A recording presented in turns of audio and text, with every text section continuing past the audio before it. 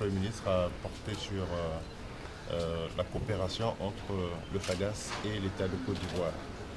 Nous avons informé le Premier ministre de toutes les réformes qu'on a eu à engager au niveau du fonds.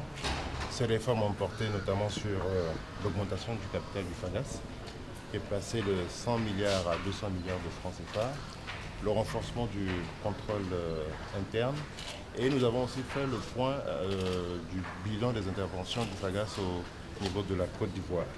Je peux vous affirmer qu'aujourd'hui la Côte d'Ivoire est le premier pays à bénéficier des interventions du fonds, parce que pour un volume d'engagement qui porte pratiquement sur 1300 milliards de francs CFA, eh bien la Côte d'Ivoire, si vous voulez, représente 30% de ces engagements. Ce qui fait que je pense que cela, c'est pas rien du tout.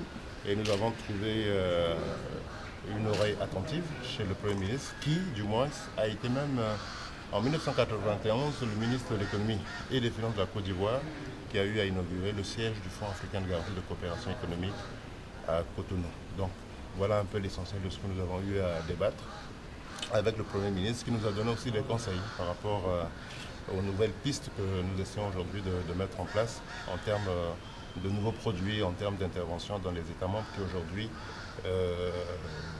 sont, du moins le nombre des États est passé de 12 à 14 États membres, dont notamment les 8 pays de l'Afrique de l'Ouest et les 4 de l'Afrique centrale, un en Afrique de l'Est et bien évidemment la Mauritanie.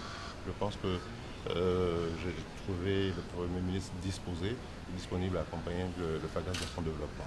Je pense que le cas de la Côte d'Ivoire est dû à son dynamisme économique. Hein. C'est ça qui fait qu'aujourd'hui la Côte d'Ivoire pratiquement se situe à ce niveau dont je venais de parler. Bon, maintenant, les fonds, le rôle d'abord du fonds, du FAGAS, c'est de contribuer au développement des États membres, hein, par le mécanisme de la garantie, par le financement direct, par les prises de participation, par les bonifications de taux d'intérêt. C'est autant d'activités que nous menons en faveur de ces États membres-là. Voici vraiment le rôle du FAGAS qui est de promouvoir le développement économique des États membres.